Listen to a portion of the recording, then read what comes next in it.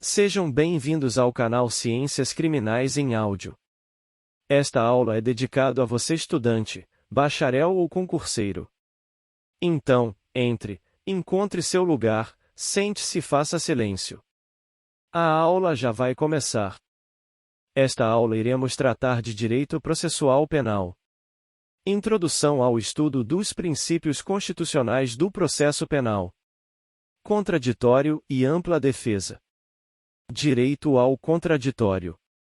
O contraditório pode ser inicialmente tratado como um método de confrontação de prova e comprovação da verdade, fundando-se não mais sobre um juízo potestativo, mas sobre um conflito, disciplinado e ritualizado, entre partes contrapostas. A acusação, expressão do interesse punitivo do Estado, e a defesa, expressão do interesse do acusado e da sociedade em ficar livre de acusações infundadas e imune a penas arbitrárias e desproporcionais. É imprescindível para a própria existência da estrutura dialética do processo. O ato de contradizer a suposta verdade afirmada na acusação, isso enquanto declaração petitória, é ato imprescindível para um mínimo de configuração acusatória do processo. O contraditório conduz ao direito de audiência e às alegações mútuas das partes na forma dialética.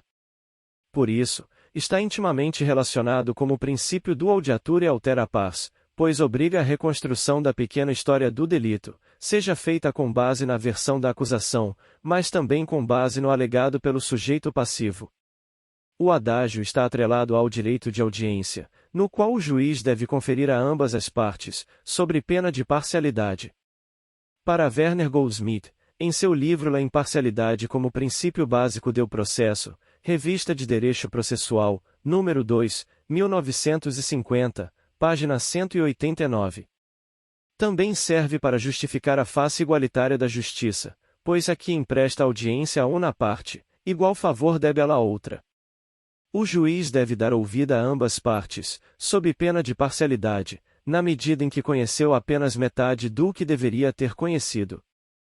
Considerando o que dissemos acerca do processo como um jogo, das chances e estratégias que as partes podem lançar mão, legitimamente óbvio, no processo, o sistema exige apenas que seja dada a oportunidade de fala. Ou seja, o contraditório é observado quando se criam as condições ideais de fala e oitiva da outra parte, ainda que ela não queira utilizar-se de tal faculdade. A interposição de alegações contrárias frente ao órgão jurisdicional, a própria discussão, como explica Guas, Administração de Justiça e Direitos de la Personalidade em Estudos Jurídicos. Madrid, Civitas 1996, página 182 e seguintes. Este não é só um instrumento técnico que utiliza o direito para obter a descoberta dos fatos relevantes para o processo, senão, que se trata de verdadeira exigência de justiça que nenhum sistema de administração pode omitir. É a autêntica prescrição do direito natural, dotada de inevitável conteúdo imperativo. Talvez seja o princípio do direito natural mais característico, entre todos os que fazem referência à administração da justiça. Contudo, contraditório e direito de defesa são distintos, pelo menos no plano teórico.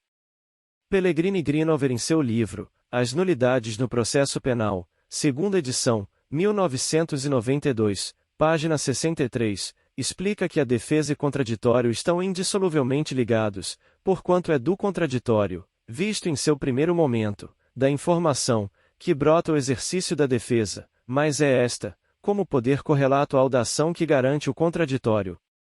A defesa, assim, garante o contraditório, mas também por este se manifesta e é garantida. Eis a íntima relação e interação da defesa e do contraditório. Por fim, não se pode falar em contraditório sem mencionar o pensamento de Falazari, para quem processo é procedimento em contraditório. O núcleo fundante do pensamento de Falazari está na ênfase que ele atribuiu ao contraditório, com importante papel na democratização do processo penal, na medida em que desloca o núcleo imantador, não mais a jurisdição, mas o efetivo contraditório entre as partes. A sentença, provimento final, deve ser construída em contraditório e por ele legitimada. Não mais concebida como simples ato do poder e dever, a decisão deve brotar do contraditório real, da efetiva e igualitária participação das partes do processo. Isso fortalece a situação das partes, especialmente do sujeito passivo no caso do processo penal. O contraditório na concepção do autor, Aury Lopes Meireles, deve ser visto em duas dimensões e, no primeiro momento, é o direito à informação, conhecimento. No segundo, é a efetiva e igualitária participação das partes. Trata-se de direitos constitucionalmente assegurados no artigo 5º-55 da Constituição Federal. Aos litigantes em processo judicial ou administrativo, e aos acusados em geral são assegurados o contraditório e ampla defesa, com os meios e recursos inerentes. Nossa aula de hoje termina aqui. Esperamos que tenham gostado. Assine sua lista de presença se inscrevendo no canal e dando um like, e até a próxima!